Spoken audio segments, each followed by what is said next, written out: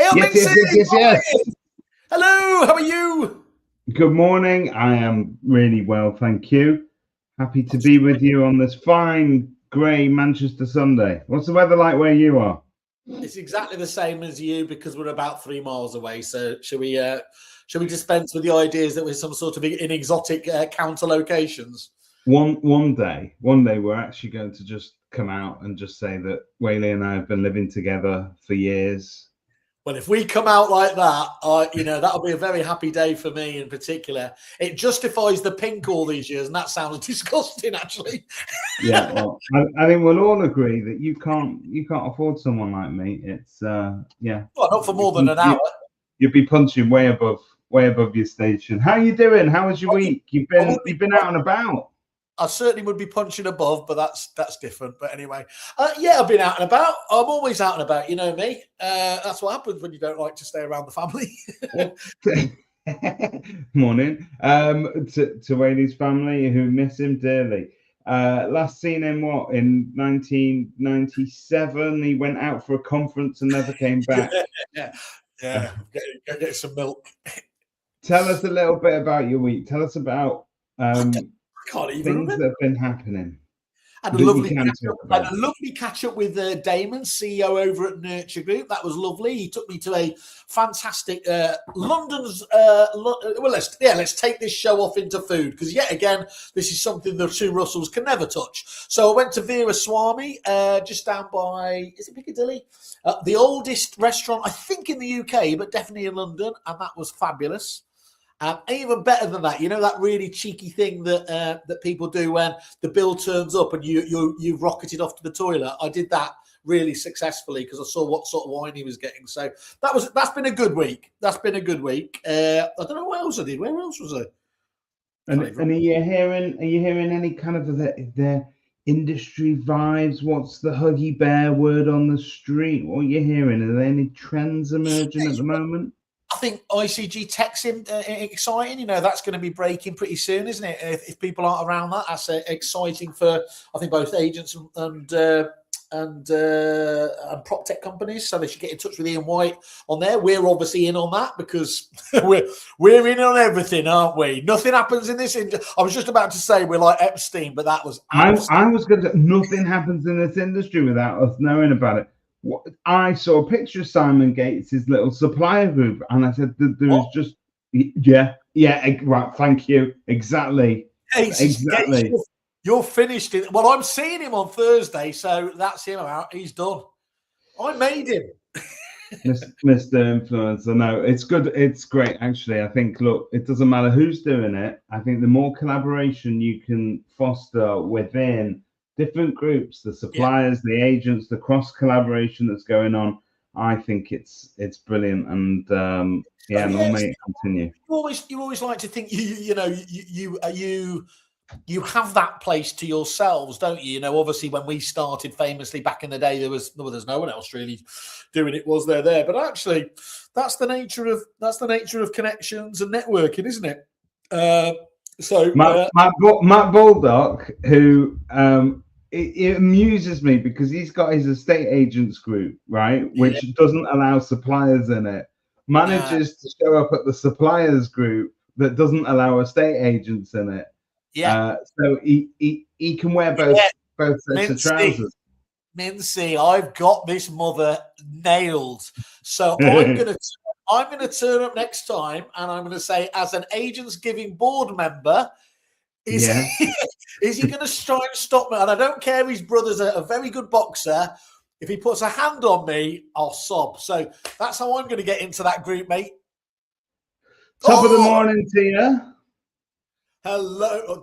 Don't start doing your impression. Can I not do that? Can I not say top of the morning? Is that not allowed?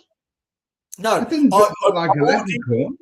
I'm not like Prince Andrew here, but I am starting to sweat because I'm going to mispronounce it because every time I meet Regina or Regina, I get it wrong, and she always corrects me, and she's very sympathetic to me. But I've got to say, She is absolutely amazing. And we caught up with her. Well, we're going to be talking about it later, aren't we? I caught up with her, seen her quite a few times at different bashes like Sands Fest, and I saw her at the EXP conference. And funny enough, me, Russell Quirk, and her had a lovely time together. And it was a great... yeah, it was good. How eclectic. Here we go. There you go. And we've got good morning from Agency with Adam. I reckon that's Adam Mackay, if I'm not mistaken. Of course it is. Is it Mackay or Mackay? Let's call him Mackay, because isn't that out of porridge? So we can do all those. Mr. Mackay. Yeah. All right, let's go. He's a good lad. Obviously, I do have a lot of time. I suppose this is really bad if we don't say when somebody comes up that we like them. That says a lot, doesn't it? If we don't give them a shout. We like everybody that takes time out their Sunday morning to comment and interact with us. Genuinely, now I know how the DJs feel when they go, shout out to our listeners. But it is nice, isn't it? It is good. Yeah. Well, as we've said, it's the only interactive podcast that matters. Okay, I'm going to tee up a piece for Mr. Whale to talk about, but I want to give a trigger warning to all those people out there. It does, I'm afraid, include the logo of the HMRC. Here we go. Yeah, so if you're careful. Well, look. Oh, God. Yeah. Yeah, I mean, so this is our little bounce around the top stories of the week, isn't it? And I thought it was quite interesting again. I've had a chat with quite a few people like Amy from Smart Compliance and everything else. And the problem we hear from a lot of our clients, especially in RAM, that they're holding themselves to a higher standard. And what they get pissed off about is that they know of other agents that just aren't doing, whether that's AML or they're not sticking to other compliance-based rules. And the challenge is that the public aren't hearing enough of the bad story, if that makes sense. So there's this kind of concept of rogue agents. But I just looked at this story and I chucked what you're looking at. I'm looking at it rolling through. The people who have been obviously fined, and look at all those no appeal there. It's crazy. It's crazy, and I have to tell you, look, I've just come fresh off listening to a podcast about Donald Trump and ICE agents, and I'm not necessarily making the direct comparison, but there is this sort of if you talk to accountants and people within the accounting community at the moment, they will tell you not to bother appealing most things with the HMRC because it's not worth the trouble. There seems to be. That's like me with the missus. I don't bother anymore. There's no point. But look at this list; it just goes on and on and on and on. As long as I'm sorry if anybody's on here who was watching, who's highlighted, but it's not us. It's the HMRC. You're dealing with the man. Well, I'm going through it fairly quickly, but I'm doing that only just to show you. You're not even halfway through. Absolutely nutty. But look at the fines running down this column over here. Substantial. Yeah, you won't know this.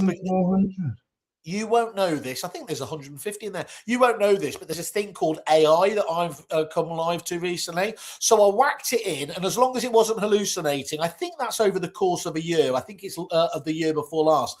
It's over 5 million quid worth in fines, isn't it? Now, on the one hand, you don't want, obviously, that tagging an industry and everybody getting, tarred with the same brush. On the other hand, it's really important, isn't it, that messaging does get out to, gets out to the public that they need to be dealing with somebody who's doing everything absolutely kosher for fear of, obviously, being caught out like that.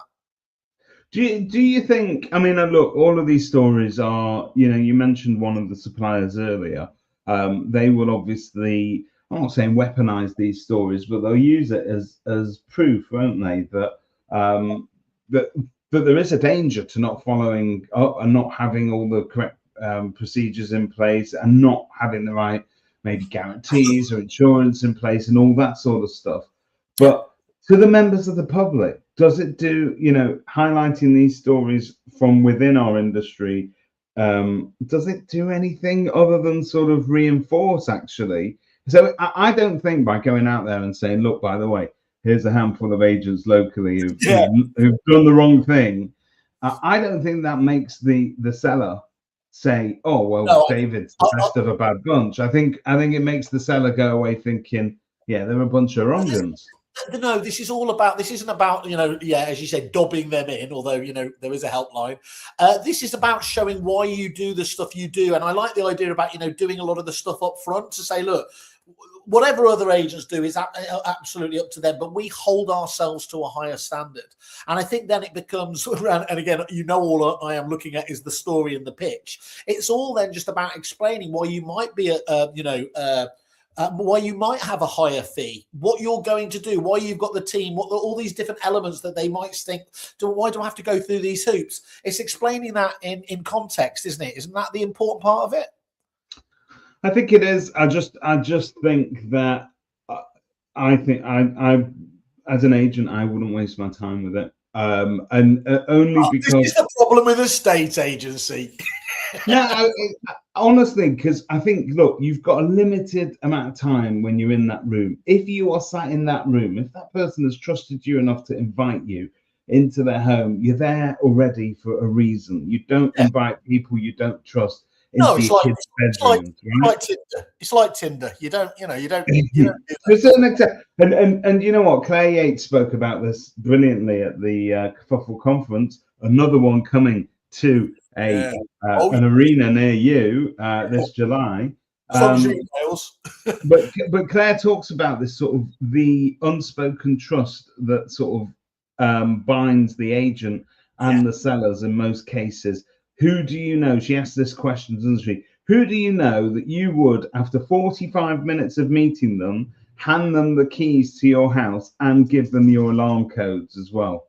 And that is a scenario that happens more often than not in a state agency, whereas in day-to-day life you wouldn't do it. So all I'm trying to say is, look, if I'm lucky enough to be invited into your living room to give you advice on how to sell your house and how I'm going to help you through that journey, I don't think what you want is me coming in doing a sort of a mini Esther Ranson expose on other agents that are not following procedures and protocol. I will just talk about how we do, and I think we need to. I think what we need to do is normalize AML as much as possible, rather than weaponize it as scare the living shit out of people. Okay, so because I mean, I am all over compliance catnip, don't you? Well, I always phone you up and ask for my little dose a day of catnip and everything else. And so the top story, incidentally, that was the top story in Pie this week, just to show how this is. I might not find it interesting, but obviously, clearly, lots of people do. But the other top story, one of the top stories in the Negotiator as well was, and I wouldn't normally bring this up, but it's because it's people that I absolutely adore, I'm going to. And it was a Welsh property transaction dubbed a world first. I assume maybe that's where Matt's on his way back from. Good luck, by the way, Matt, if you're in the car on the way back, thinking your signal's going to hold out. But it was this story, and I'll just read it to you. A collaboration between Dawson's estate agents, Desres Software, and the property business Credus is said to be a first in compliance and digital IDs in transactions. They're claiming to be part of a world-first collaborative approach in the UK industry designed to make the home moving process simpler, smoother, and more certain for buyers and sellers.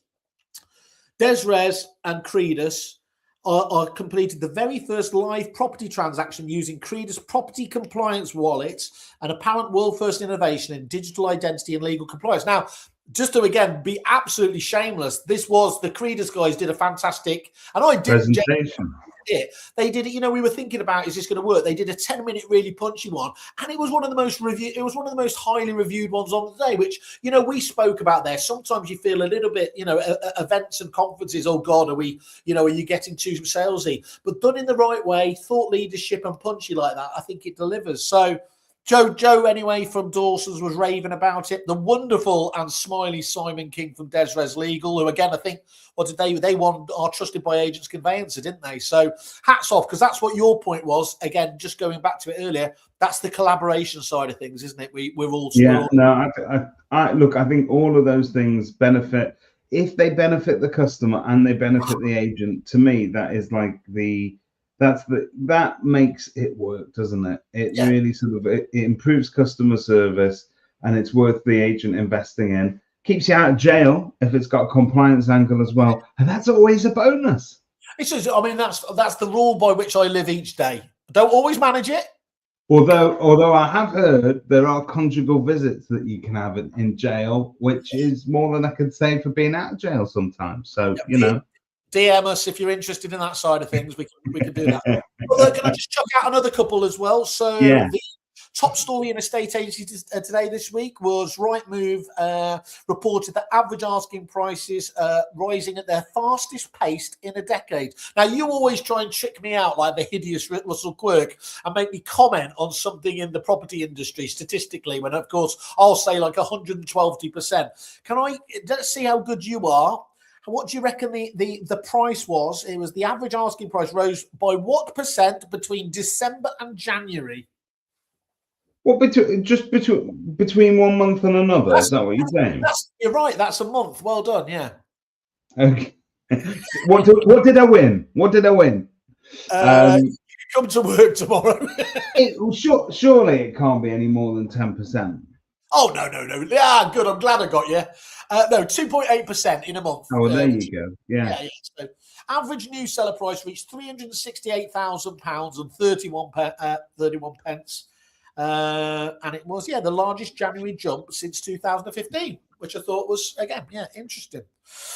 So that was a story. And then I'm just going to finish off in property world, if that's all right, because it was quite an interesting one. You've definitely been bored by me on this one. Going back to our ongoing theme of the acceleration of mergers and acquisitions, did you see Foxtons breaking out of their London stronghold and going for Fleet Milne in Birmingham? Into Birmingham, and I think this is a strategic move. I think they're trying to get closer to me. They've moved halfway. There's probably a little division at Foxtons thinking, next we're going to have Mintzy's territory. We're coming for him. Make Mintzy happen. Make Mintzy great again. I think it is interesting, and it's whether or not the rest of everybody is familiar with Foxtons, aren't they? They almost become this kind of stereotype for estate agents in London, the branded minis, etc., and the flashy offices, and the type of people that they employ, and maybe the type of tactics that they employ as well. It's whether the rest of the UK, sleepy little provincial towns, are ready for that impact. But Birmingham's not sleepy, is it? Do you remember me telling one of my Uncle Albert War stories when I went into probably doing one of the worst pitches I've ever done, trying to convince Foxtons to move away from their in-house boss system? And it was when our good friend and indeed our CTO, Mr. Matt Goddard, was there as head of suppliers. He didn't have any more hair back then, but that's irrelevant to the story. But I do like to get that dig in every time I do. Anyway, he was talking about, I tried to sell him the software, and as you know, I never really knew what it did anyway. And every single second he said, oh no, our system does that, it does that. 10 minutes in, he kind of got bored of this, and I was starting to sweat like those people off the Harry Enfield Dragon's Den. The people there, and he said, shall I show you what we've got? And he took us into their war room, and he showed this amazing kind of like map of the country where they've got the offices overlaid with like households, and it's just brilliant, all that sort of stuff. And I asked them the question, I think this was shortly after their foray over into the States, which obviously didn't go well. But I asked, why hadn't they broken out of essentially the M25? And he made the quite reasonable assumption there that if you look at the data, places like Croydon have, almost over, I can't remember now, whether there's over 1 million people or a million households or whatever, which was broadly speaking similar to central Birmingham at the time. So their rationale, as I understood it, was to nail down that London market before breaking out. But they've obviously broken out into Reading just recently as well, haven't they? Yeah. A great agency around there. And so I think that's quite an interesting one, isn't it? I think it is, and it'd be interesting to have a look and see whether over the past 10 years, and I believe it's probably true, the sort of Foxtons model and the ethos has changed ever so slightly. I don't know if there's if they are a more kinder, caring version. I think Guy's who's heading it up there. I know Peter Rawlings really, really rates him. I've always found him very, very impressive for me. Is obviously his Chesterton's days. You've got Fran Gilatano, who obviously sits with us on the Agents Giving board as well. She's perfect, absolutely there. So I think a lot of people, good people over there. I think it feeds very nicely into what we're about to talk about, because Foxtons as a caricature of traditional high street agency, Yeah. Versus a new brand, a new bold world of self-employed. And so we said we were going to do this last week, weren't we? Because we thought we should probably actually have a theme running through our shows rather than you and me. We should start talking about it now before we start losing more people by you reading out the news, is what I'm saying. All right. So yeah, let's talk about property on property. Anyway, yeah. We were talking about the end last week, and look, we wanted to obviously, and we're going to focus obviously on the self-employed model, but I think we can broaden it as well for anyone who wants to talk about models in general and how the industry's changing. And I think what this is really, really important we kick off with at the beginning. I'm going to call this the Adam Day rules of debate. So we're not going to come out here. We're not going to start having a pop at any particular demographic of the industry, aren't we? We're all going to try and be balanced. We're not having a shot at, as some people, Russell, wink, wink, and others have when they've launched their alternative models, whether that's online agency or whatever, have gone out there and just absolutely kiboshed and ruined the traditional agents, haven't they? And the thing I've always loved about Adam Day, as I've said many, many times, and Verona does this recently, they're not coming out. They've got the confidence these days that actually they just know that their model is working very well for them and for their people, and that there's a space for it. And I think that's probably the right positioning before. So can I offer a reason? Can I offer a reason why? And I just want to make a very early differentiation between this word. Back in the day, when we were talking about online agencies, you were mostly talking about one particular purple one, which obviously invested a lot of money. I don't know anybody in UK property that has done more than those two brothers to invest into hacking into the British psyche when it comes to estate agents and undermining the traditional estate agency role. Now, we've talked about it. As the marketers and PR would call it, disruption. But we've spoken about it many times, and I will give them the credit that I think they're due. I think that move actually made the rest of us talk about agency more and improve agency more. We realized that we could no longer rely on, we're a traditional high street agent, and we've got a caliber and a pedigree. We've been here for X many years, and so therefore I'm guaranteed your business. No, we're not, and we need to actually sing for our supper. We need to prove to you as members of the public why you're worth trusting us over a cheaper online model. Now, since then, fast forward, you had Russell Quirk's gang, Emu, for instance, were in that bucket. What I will say about all the online agencies of their day is that what they had going for them was a little bit of technical innovation, i.e. you could book viewings online, etc. But as we all know, the overall quality of those estate agency services were shite. And that's a technical surveying term, I'm sorry, but any estate agent that's listening to this and had to progress sales at that time with an online estate agent in the chain, you know how difficult that would be. Things just the lack of accountability and so on. So I don't think they did themselves any favors in the long run. I'd like to make that distinction between online agency and self-employed models, because I don't think online and self-employed are in any way connected whatsoever. Well, that's interesting. So, as usual, I'm going to tell you to stick that up your bottom. So, I've got I don't know whether there's a theory here. Is obviously they've still got huge market share, especially since Purple Bricksport strike and everything else. Yes, it's come off from its peak, clearly there. But is the I'll just posit this back to you from the beginning there. Is the personal agent model a direct derivation of the online model? And what I mean by that is, you know, that obviously different technologies change and adopt as they go. Famously, the first wave very rarely works, doesn't it? So do you think the likes of these other models is a direct reaction? I think, and this is why I think the confusion arises. I think two things. One, which I think is a total red herring, is the lack of a physical office presence in some cases, right? And that now isn't necessarily a hard and fast rule, and we'll talk about that later, because we do know some high street agents that are part of that self-employed model and have physical high street premises. So I think that's part of it. I think yes, the personal agent works, but I think I think also in the day and age of rising social media influencers, I think the issue of personal brand actually is more responsible for the rise of a personal agent rather than the online model necessarily.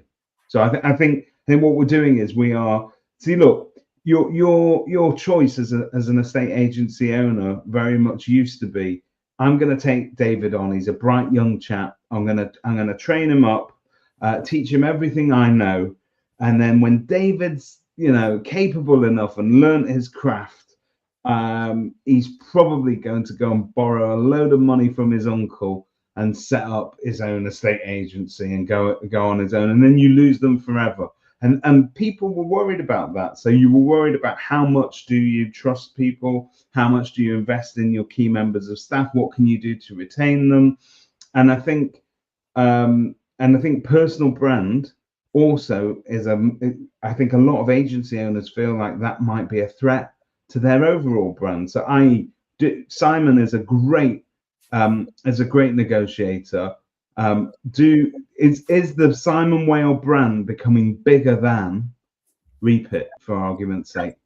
And it's like just on that one, that's really easy, isn't it? I think the company brands are getting much better at blending and accommodating personal brands there. And although there might be that perception about, we're what if we build up their personal brand too much that they'll go elsewhere? Well, I think, basically that they'll go if you don't do that, won't they? Because some people do want to have that. And it's right for the business and for you anyway. So I don't think really, if we're still having that argument, that feels like the old, will Facebook or social media win you any business? Well, it does. I caught a discussion between Simon King and Chris Watkin on his sofa recently about self-employed models. And Simon does talk about that. That you're going to lose, you're going to leak talent effectively once you've built somebody up, and they're going to be going off on their own. And how do you as business owners cope with that? And whether or not this actual sort of a hybrid almost between owning an agency and self-employed is the way forward. But don't you think as well, you and I speak to a huge amount of obviously agents, and although they won't be saying it out loud because they don't want to be seen to be disrupting or cannibalizing the own model of traditional agency, so many of those traditional agencies are looking at how they could extend the personal agent model and blend it into their own, aren't they? So I think that's a dynamic that is without a shadow of a doubt happening, whether we like it or not. I think there's also, that whole brokerage model in Australia and also in the States, where you build up a massive top line brand, which provides an umbrella of quality and services to that agent. And then the agent is free to go and do whatever they need to under those brand guidelines. And you could argue, and I would argue, that really self-employed agency is just a micro model of franchising, which has been alive and well in this country for many, many years. And we've always been very slow at doing franchising. Famously, there's the likes of obviously the Winkwers have been around for ages, and Property Franchise Group has grown out there. But the Australians, the Americans in particular, have always had a much higher propensity of franchising over there. It's interesting because obviously, that concept you're talking about there, just to throw in the acronym as we all like to, it's the EBU, it's the Effective Business Unit, isn't it? So you're quite right. Some of the brands we used to deal with, top end brands like Marshall White, we know the O'Brien lads. We've had Dean O'Brien on our podcast, haven't we? And other certain lunatics there who shall remain nameless as well. Who big shout out to you, Hutch. And you're quite right. And what's difficult there is, they do spend a lot of time, obviously, building that corporate brand, and they defend them very effectively. But the minute you've got that effective business unit, you can have very different levels and quality and styles of service depending on what that business owner and their effective business unit deliver. And I think you just got to take that on the chin, haven't you? That's one of the realities of the situation. No, I think you're 100% right. Let's just park that for a minute. Let's just run through some of the comments. We can give people a chance to give their perspective. Because we believe that people have a voice. We do. We're famously, we're the only podcast that listens to anybody else's voice except for our own. We do that when we've run out of ideas ourselves. That's and it's proven very successful. Here we go. Christian Byfield, good morning to you, my big Viking friend. Different models appear to different folks. To our model is better than yours is so boring. The latest online to have a pop was Hello Neighbor the other day. It's like they want to fight as they print this PR dirge in the industry press. I think they do. You know what's impressive there, by the way? Yeah. I didn't even know he'd have a signal, because he's over in Greenland, isn't he, famously as a Viking, waiting for Trump to try and invade. Repatriating his family to his homeland. Here we go. Models learn from each other. PB drivers shift in attitudes to tech, which I think is true. I think that's the one good thing they actually did give us. And giving the customer more control and autonomy. Long way to go, but it is evolving. And he goes on to say, because he's not very shy about voicing his opinion, the personal model to me just removes the middleman in agency. Shops aren't essential. That's not unique to personal agents, but a shift in consumer behavior. This removes the swathes of mid-management that burden a business. EXP avoids marketing spend to earn money on a tech stack and training community delivery. Successful people in this get rid of office costs and middle management and pocket the difference. It's both simple and genius with a clear benefit at both ends. And that's coming from a traditional owner. So obviously it's about as untraditional a traditional owner can be. But I think that's a very fair and balanced approach, isn't it, to it? Yeah, absolutely. Agency with Adam. There are few that know more about who will extol the virtues of EXP more than Adam. So here we go. Morning, Adam. Nice to have you with us. Love the personal agent phrase rather than self-employed. I think it explains the model better. So I think with the words personal agent, I think what you're also doing is it's almost like that very cuddly, bespoke concierge service for a seller. You feel like you're getting like taken care of. Somebody's going to give you a big cuddle, and I think that's also nice as well. When we first heard the phrase, just to prove that there are no new ideas. But the phrase where I came across it, and I would have to go back and figure out how long ago this was when we were at Repeat. Kevin Hollingrake, I think I was right, was one of the first, if not the first, when he was at Hunters, to launch the personal agent model. From memory again, I think there was about 20 of them. Hilariously, because of course, why it's working now as well with tech, with the likes of Zoom and everything else. We can now be in office, in the room with people in a much better way. They were dialing in off Nokia phones. Literally, I think it took the diary 7 minutes to load to try and. So, but what's fascinating is that people have been thinking about it. Famously, what we know, and we won't go into too much detail, but they get fantastic deals on fixed costs. The portals do have a really good model with those guys. That was very clearly my understanding of why Hunters looked at that originally, was to try and break that office-based pricing model. We're going to skip to that in the comments in a minute. Let's just work through it. Byfield again, back over to Bible. Totally agree with Mintzy. Micro franchises, brilliant. Adam, exactly. I feel brokerages with strong brand and personal agents supported is the future. I feel most agents need two things: support or leads. Most want both. The brokerage model can supply both. Just can I just talk to you? I don't know whether I come as a consumer or what, which side of the angle I come from here. Let's just say I'm by. Here you go. This is the bit where he pretends he's not involved in the property industry. Well, you robbed me of. I was going to say I was a bit bi, but I think look, when you hear the word brokerage, does it make you like? Do you know what it instantly makes me feel? Mitchell Murray gave you these leads. God damn it! It puts me into Glen Ross straight away. And that actually that's that. If you look at that play, and it's brilliant, by the way. But if you read that play, put the coffee down. It all, exactly. Coffees for closers, but it's not just that old kind of pastiche salesperson type thing. It's talking about if you realize the gold in that whole episode, in that whole play, are the leads. That's what they're talking about. The quality of the leads. I was given crap leads. You've got the good leads. If I only had those leads, then I could close them. And people are actually stealing the leads. That's what happens in this. They break into an office at night to steal the leads away. And that's how valuable that they are. So I think actually it hits the nail on the head. It's not, maybe that's not written by an estate agent, but where the leads are the golden agency. I think that's absolutely true. Shall we just jump back? Because I think that obviously being able to, again, all the marketing and everything else they do there is fantastic. But should we drive back into just the basis here? Why, obviously, I think Adam, actually, I'll say I don't know it. I spoke to him just last week.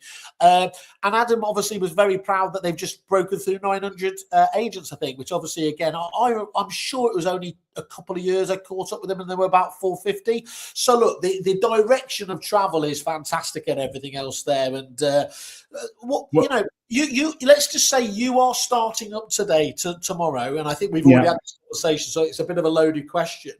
But what would be the things that appeal to you about the Yopa model, the EXP model, or feel free to break it down or just go generic into it. But what would be the things that you would weigh up and say, okay, well, that's it.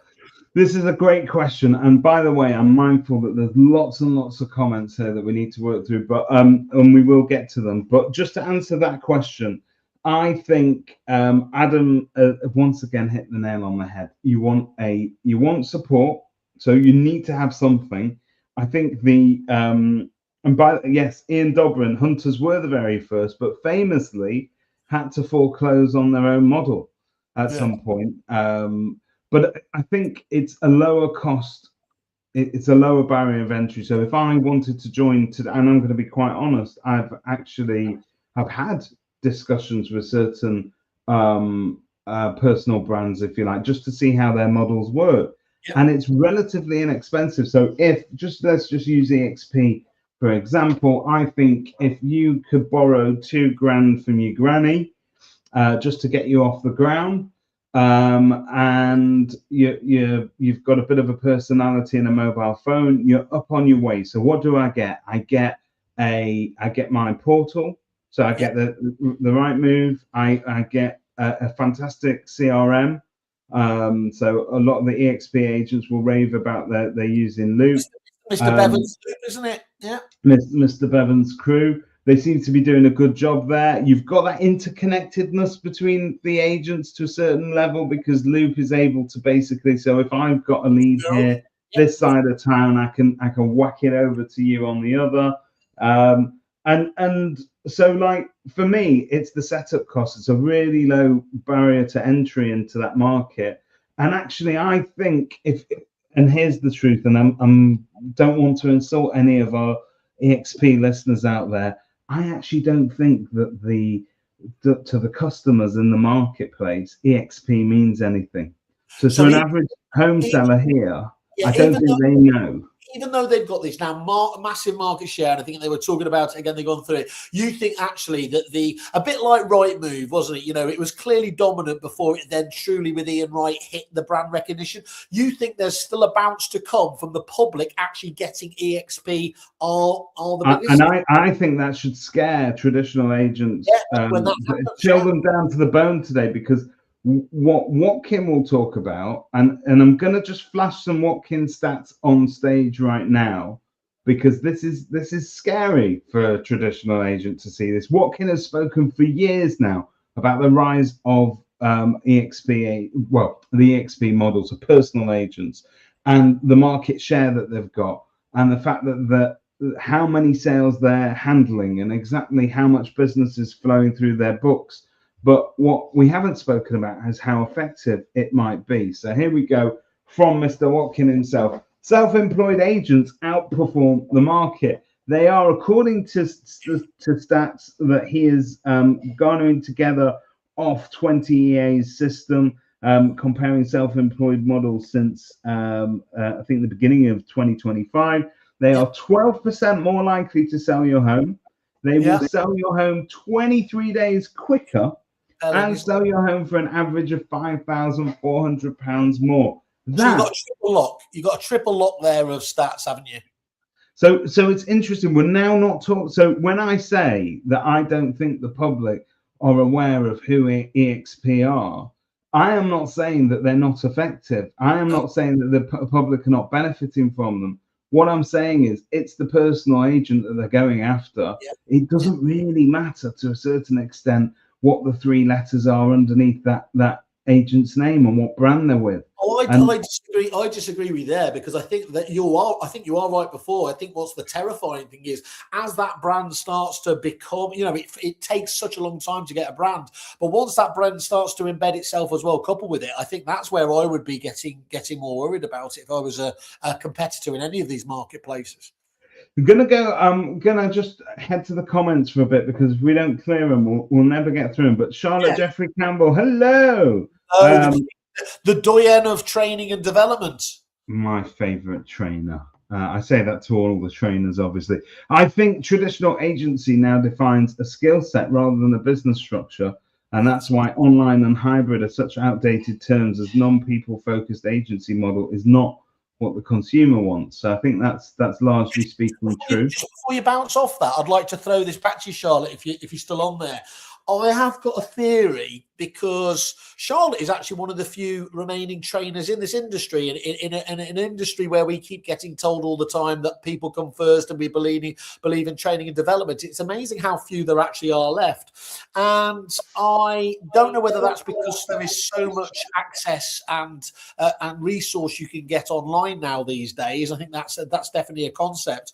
But I do think that the people, if you are willing to spend time and money yourself, and with this personal agent model, you're the recipient of that. You get an ROI yourself. I do see a lot of these EXP agents, these personal agents now, going to a lot of training courses and conferences and things to improve themselves directly, because. So it'll be interesting to understand whether she thinks that is a good thing from the perspective that they do have that concept of wanting to be coached. Well, we'll talk about that, because I think if you look at what were you getting with a franchise, you were getting very strict brand guidelines, what you could do and what you couldn't do. There was also that element that you would get centralized training, so there was a standardization of service offering and also education across the network. So I think if you were to look at traditional franchises, it very much needed the training to be in place. Otherwise, you can't control what goes on in that brand. So if I was, Adam Day, I would want all of my agents to learn similar methods and to learn from the best. And I think if you don't train them, then you're not going to get that. And I know that, there's investment in training going on there. Christian Byfield, the biggest test will be a property crash or transactional crash. That will test the model from a frontline perspective when there's little or no income. So that's the other side of this personal model. All these agents who would normally be have jobs in branch What will they do when the market crashes? But I would argue, Christian, these are the people that would be fired. Normally, when the market crashes, agencies then make redundancies. I have zero concern on that, and because I think it would make you more robust and resilient anyway, because your cost base is at a such better place. Secondly, you joked about at our conference, always willing to throw the odd hand grenade. Obviously, the lifestyle of a personal agent and everything else. Yeah. The work-life balance and everything else. Well, that's Go true. And get your kids from school. And again, I go back to that comment. When was it? Earlier in the month, and I said when we jumped off the plane in, I think was it in San Francisco, and we got picked up going to the estate agency conference there, and it was by a realtor who was the Uber driver. So you can be. Life will find a way. I think is never more true than with this model. I think that's the other end of it. So when I look at what happens in America.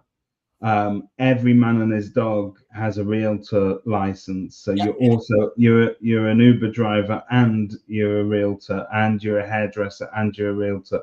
But I'd argue that's not necessarily a bad thing. If you're a hairdresser, you're going to see loads of people in the local community, and many of them will say, yeah, how are things going? Yeah, we've been clearing out mum's house this weekend. We're going to have to put it on the market. Hey, by the way, after I've done your blue rinse, I'll come round and value it for you.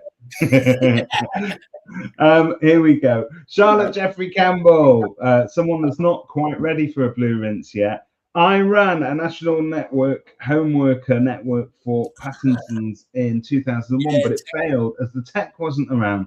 We published ads in the Yellow Pages back in them days. Yeah. I think tech makes this a heck of a lot easier.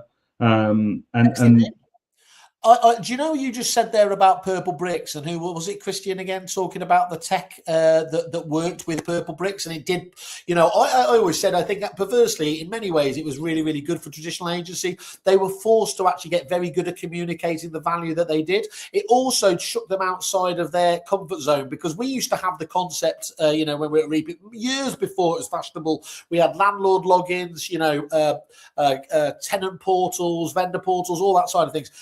And so many people for years, and yes, it was probably down to my poor ability to sell, have no interest in it because we're a personal business, but the tech wasn't really quite there. Then, of course, everybody stopped going into banks, and it was seen as, actually self-service was seen as a positive rather than I'm forcing you to do that.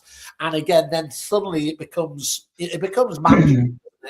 Can I just say there's nothing wrong with this man's ability to sell. He constantly dumbs it down, but that's the greatest trick the devil ever pulled, was convincing you he wasn't really a threat. Okay, here we go.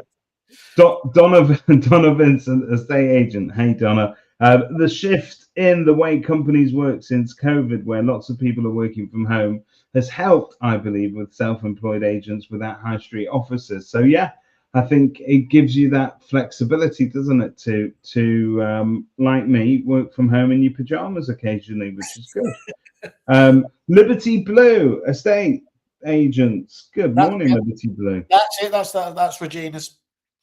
There we go. We've recently taken on a highly regarded agent in Waterford on a self-employed model. She works for herself, but not by herself. She loves the infrastructure and support that we give her, and ultimately, she is her own boss, but without the burden of all the business headaches and costs. It's a real win-win. We do a revenue split on all the listings that she serves up. And there she is, Regina. There we go. Ian Dobrin. In 10 years, there will be 5 to 10. Is that 10,000? I'm assuming he's saying 5,000 rather than just 5 people, because that's quite a wide range. Maybe a lot. Can we say a lot? There'll be a lot. In 10 years, there'll be a lot of self-employed brokers in the UK. We are just going the way of the US, in his personal opinion. And the biggest worry is not everyone is okay to run their own business, and support is vital to survive. So I would make that. I would agree with Ian on that. I think that certain self-employed models or personal agent models offer better support than others. And I think that support, to me, so you asked me, why would I do that as an agent? Why would I set up with them? I'd set up because the monthly costs are low and I would not have this raging overhead to worry about, but I would also pick it based on training, support, and tech. But that comes back the other way, doesn't it? If you're the sort of person like me that needs to have everything just presented to them on the plate, and I'm assuming that comment about not everyone running their own business is a dig at me, but I would want to have a really managed service. But my understanding is with a lot of these models, especially with the experience, that they aren't very dictatorial. Yes, they have you've got to have a centralized CRM. That's a no-brainer. But other than that, there's a lot of flexibility to pick and choose the tech stack or the suppliers that work from you, because lots of these people were, not to go all out Alan Partridge, but stop telling me what to do.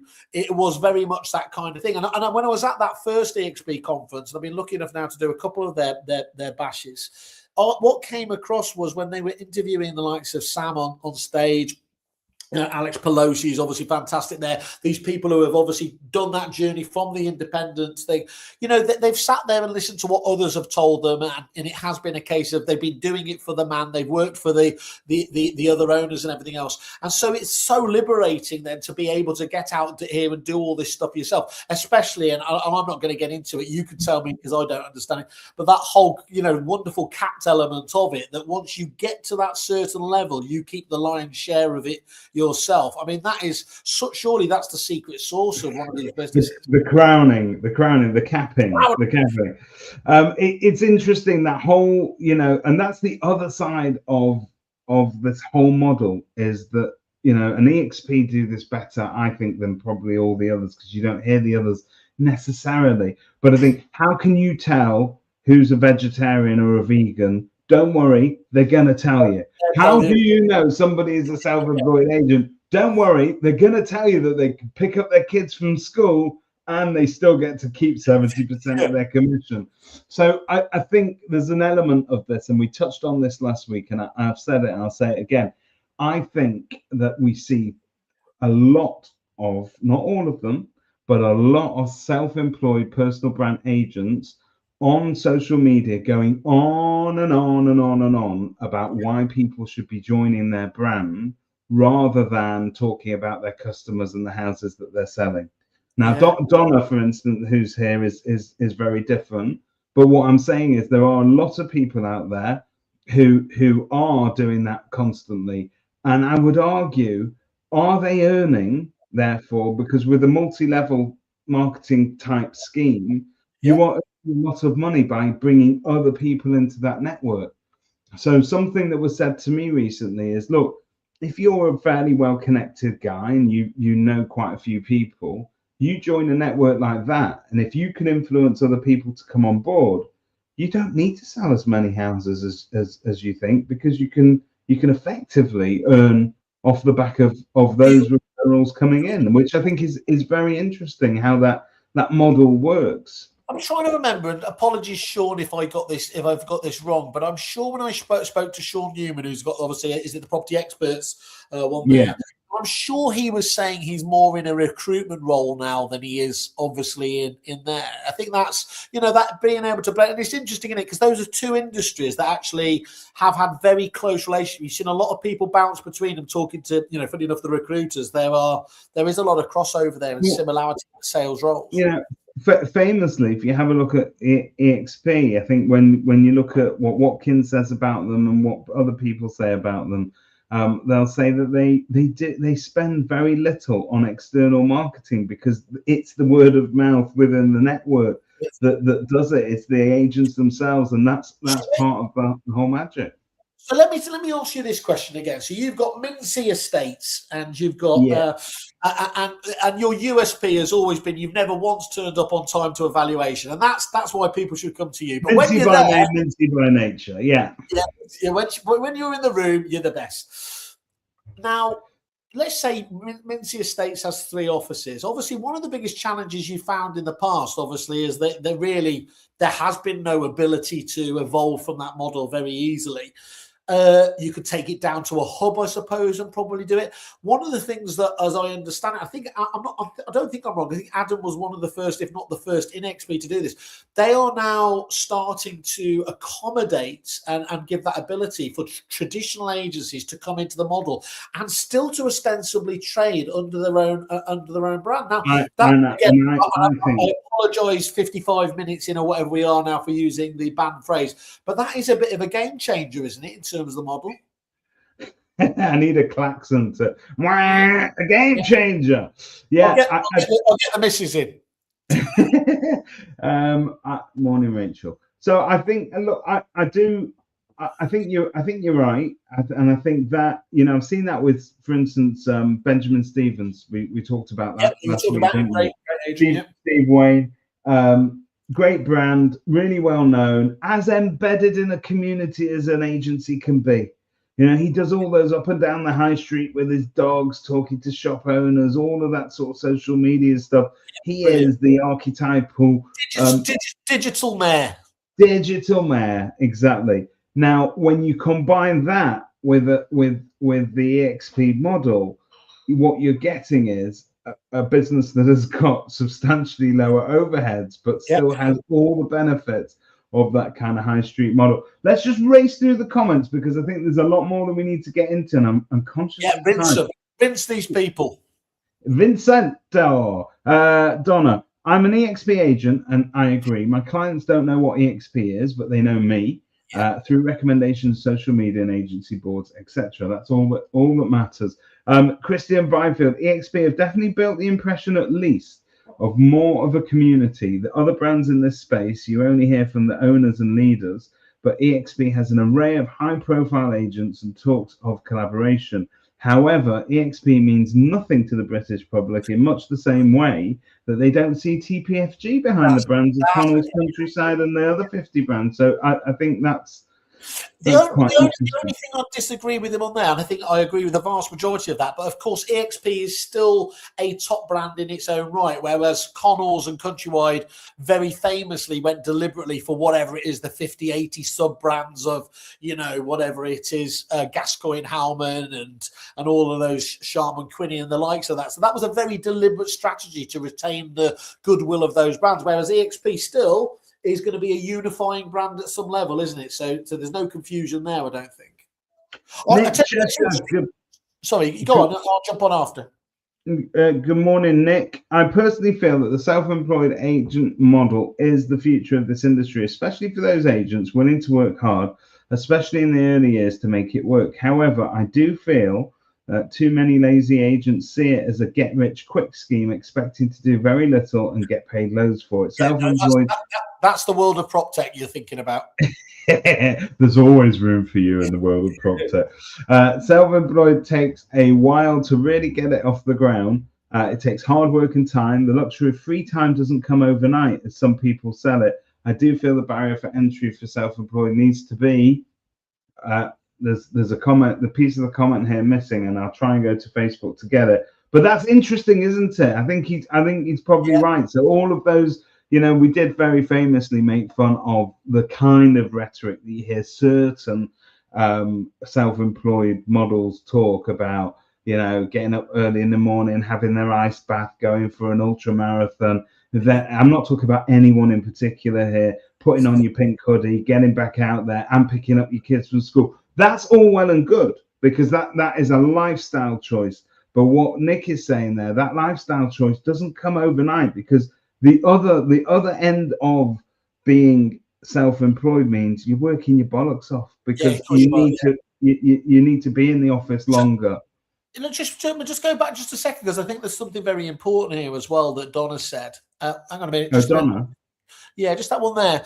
So they know me through my recommendations on social media. And one thing that I think is, again, brilliant, and we're still, as you know, we're collating this data. We've got our friends there, Ian, who we work very closely with, obviously, there at Verified Trusted and at View Agents. And what we're looking at is benchmarking and looking actually, again, those stats that Chris highlighted there, that triple lock we kind of christened there, actually, I will be very surprised if when we do the analysis, because it certainly looks like it from the early analysis we're doing, that personal agents don't commensurately get more higher rated testimonials on things like Google, Trustpilot and everything else there. So I think that's going to be a really, really interesting angle there, is if those are working for Donna, and I would imagine for everyone else there, you will be more likely to give a personal recommendation to an individual than a brand, wouldn't you? So I thought that was interesting when I just saw a point there. I've got now the rest of Nick's comment. Yeah.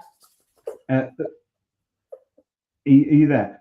Rest of Nick's comment. I do feel that the barrier for a self-employed agency needs to be higher, though. Regardless, I do think this is the future of the industry. So, another one that well and truly thinks that it's there and here to stay. Charlotte, once again.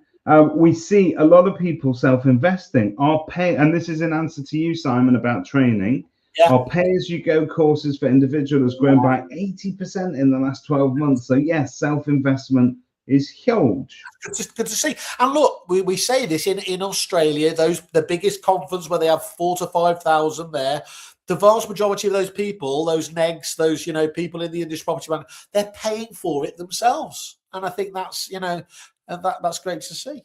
Interesting times in the US. It does well on the fact that there's a buying and selling agent, but there's some interesting disruption happening over there in the buying agent space, questioning their value in the process. 100%. If you've been following what's going on over there with their organizations, it's huge at the moment. There's a lot of issues out there with that. You must not underestimate, as the self-employed models grow, the sense of community and belonging. And our friend, young Mr. Grace of the industry, Graham Wilson, are you being sponsored to say EXP every third word? Next week, you'll be rebranding to Kerfuffle. No, but I'll tell you what I will do on the back. That we are expecting some equity in this, aren't they? Because I think isn't that another angle that those guys. I don't know if do all of the different models do it, but certainly with the Kerfuffle there. You can actually if you deliver, you actually get value. You get a piece of the pie, don't you? You get a piece of the pie. Just because Graham was obviously, I think that fella used to be in the industry, didn't he? I mean, he certainly turns up to everything. Graham, yeah, no. I look, for the first couple of years, I thought that he was a waiter working at the Grosvenor Hotel because he was there all the time.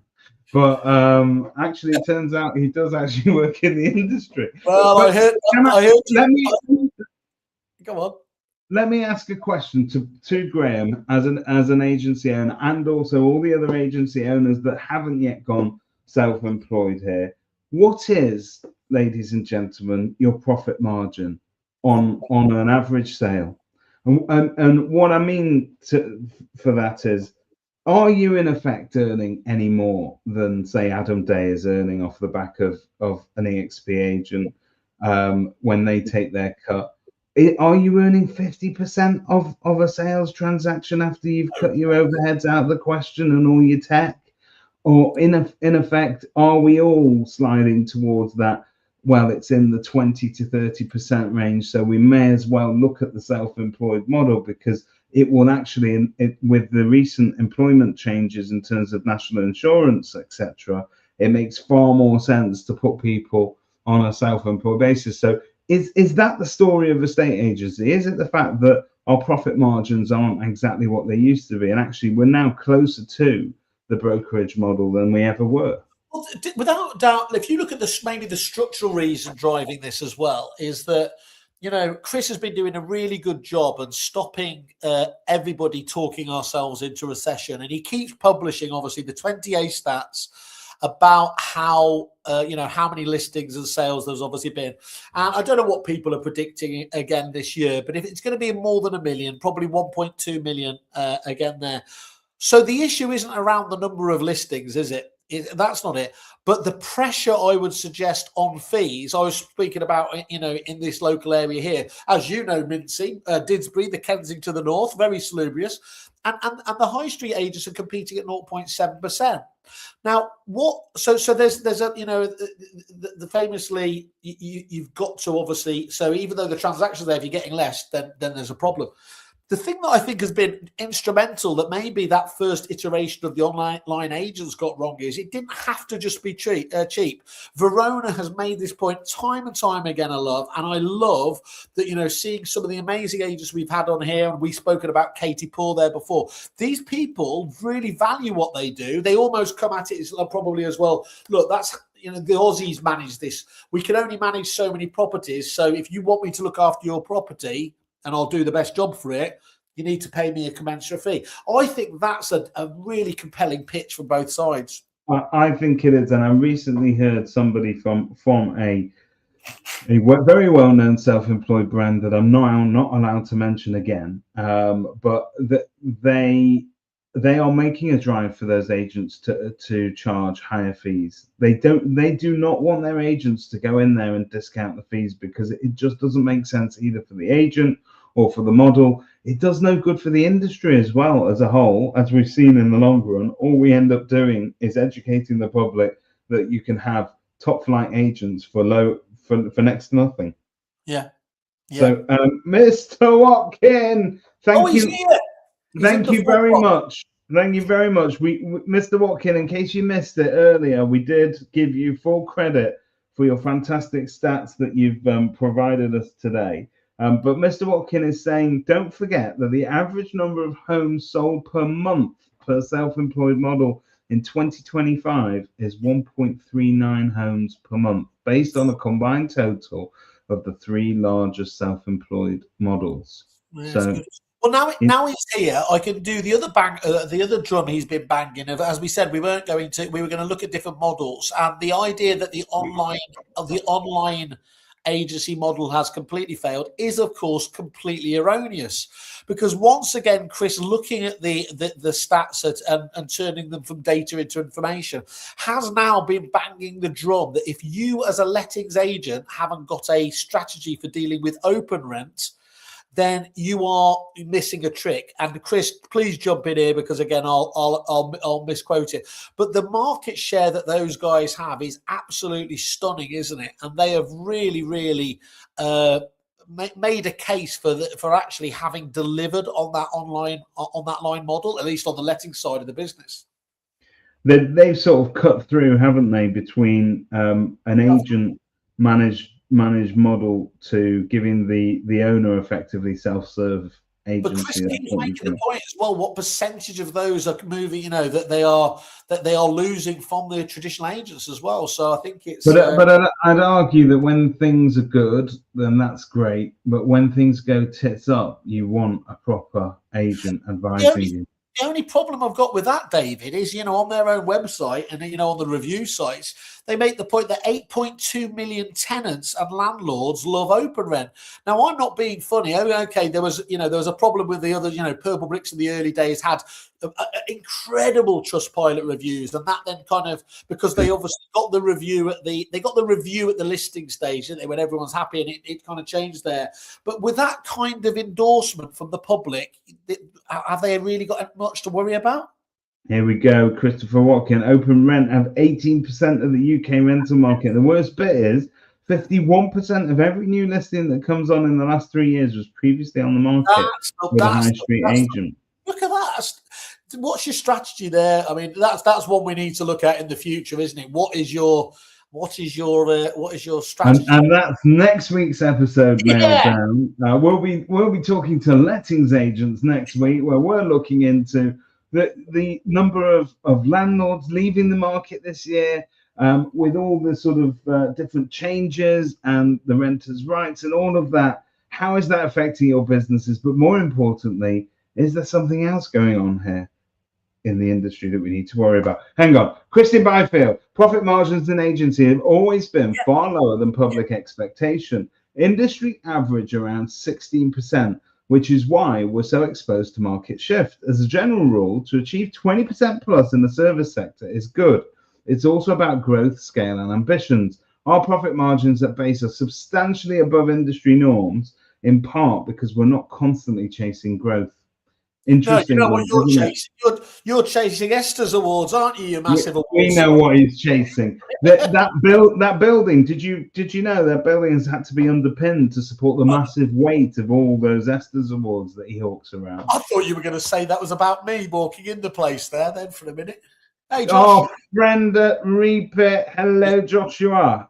Renters' Right Act should help move more market share from open agent to professional agents, but there's likely a lag until landlords feel the pain from non-compliance fines. Good agents will be getting ahead of this. Well, there you go.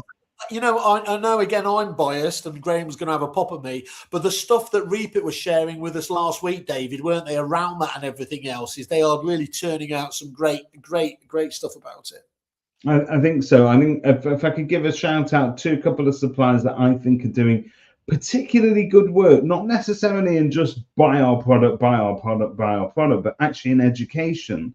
I think that people like Repeat are doing great stuff, but also people like Good Lord as well. There's an awful lot of great thought leadership, education. They're really investing in that. And by the way, we should all be paying attention because that helps to retain clients. It adds value.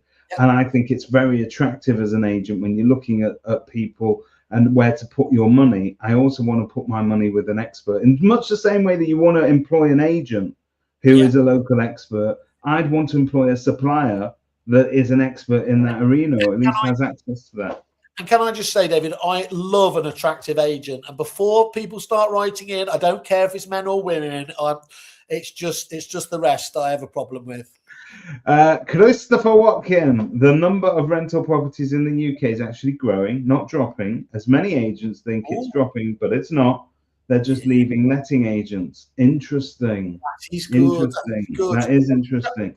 Can I just say, for somebody who I love Sharon Carter is probably the only other person that swears more than me in this industry, which is saying something which I do love. I love Sharon Carter because she cannot help but say what she means. And I think we need more of that kind of in agency as a whole. But landlords have a filter group.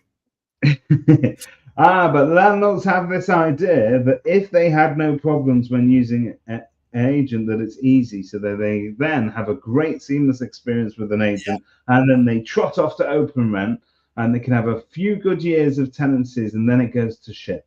And then they trot back with the tails between their legs. In the meantime, lettings agents need to educate landlords exactly what goes into maintaining a good tenancy, the ones that they perceive as easy. Do you know what I love about?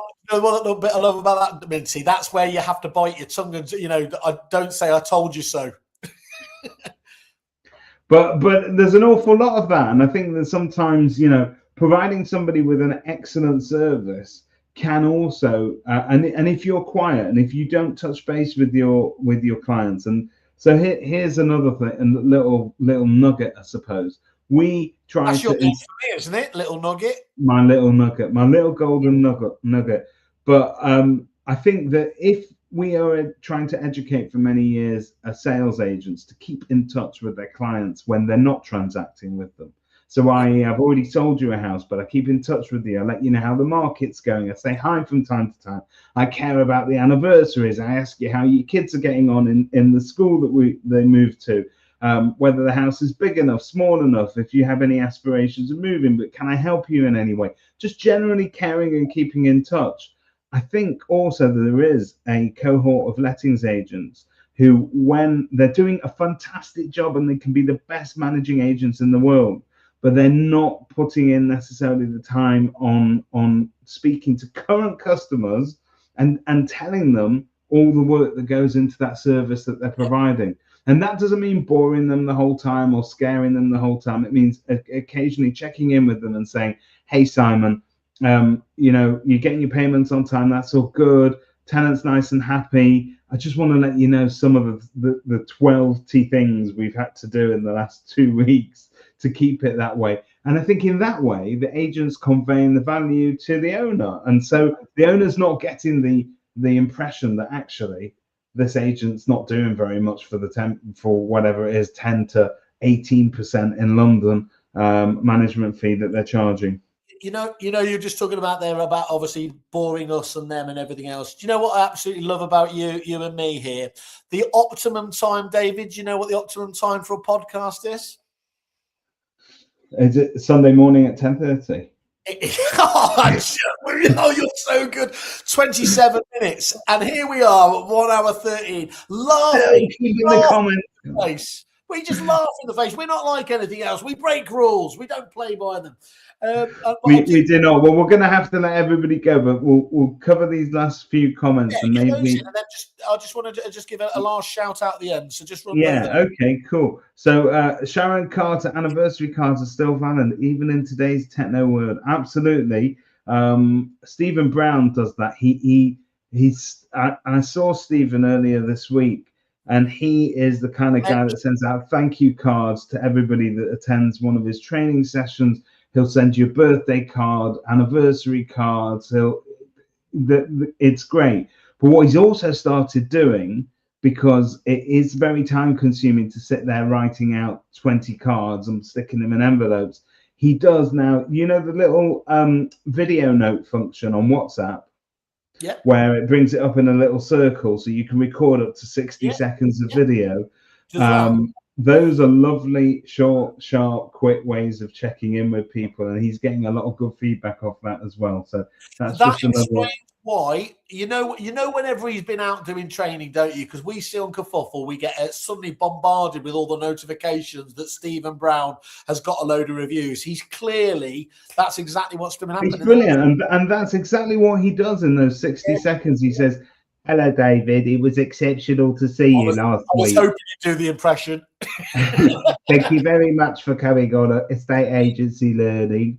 If you wouldn't mind, could you go on Kerfuffle and give those guys a bit of a tickle?" And that's what he'll do. He'll say, "Look, leave me a review," and he's getting it, because why would you say no to such a nice person? Christianos, as agents, the challenge with being really good is that you make good look easy. Especially in lettings, you have to educate your landlords on everything that you do. And next week we'll be looking at the best ways to do that. So Sharon Carter anniversary cards are still valid.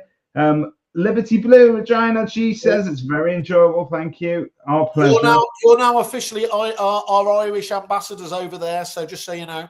Great show, fellas. Mr. Brown is fabulous with his cards. It feels quite special, which is lovely. And it's nice to get a card in the post rather than a blinking bill. Well done, Sharon, for not swearing there. That shows that we can all grow as individuals. So I wanted to just give a bit of a shout out, because I'm actually really pleased to announce as well, on top of the obviously all the other conference speakers, both Mr. Adam Day and Verona will be speaking at the Kerfuffle conference in July. So that's very interesting. But one of the things that I was quite keen to just again reach out to is all of if there are personal agents working on here, could you get in contact with us if you're interested to talk about the reviews and awards? Because we're working, as we said, with a project with Verified Trusted, and we want to make sure that we're looking at the ways that we can essentially do the awards for personal agents, because it's a bit harder, isn't it, David, when we're looking at this, to do it for personal agents than it is for there. And we want to just have a little group of people, if we can do, to test some of our ideas on.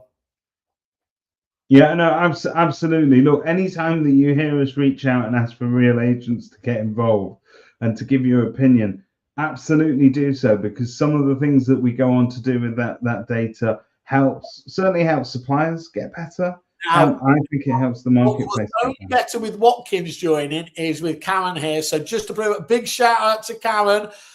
The full woke wave for Whaley here, Karen. Love your stuff, obviously there. So you will. I met Karen for the first time over at Moneypenny a few months ago when we were there. A great agent, and is one of those faces now that you meet them once, and now my entire feeds are full of their stuff. That wonderful algorithm. Here we go. What's she saying? I look forward to the video now. We'll drop all of these listeners and all of these viewers a little video note to say thank you very much. Yeah. Okay. What you got for the rest of the day? I have got to go and do a karate pickup now. and then I will be a taxi driver for my children for the rest of the day. So, you know, you were talking about real estate agents also being Uber drivers in America. Yeah. It's a little bit like that, actually, yeah. So this is a great day for both me and the industry. Today's the day I get my hair cut, David. So watch and learn tomorrow morning. It's going to be the best hair in the industry. Do you have like a specialist that comes down to cut it? Is it, you know, is it Vidal Sassoon himself? I have a team. I have an effective business unit that work on my hair, all parts of it. And this show has been sponsored by Tim O'Tay. Right. the other Irish estate agent. Tim O'Tay. Top of the morning to you again. Yeah, and take care. Thanks Bye-bye. everyone for your comments. That's really, really good. Cheers, guys.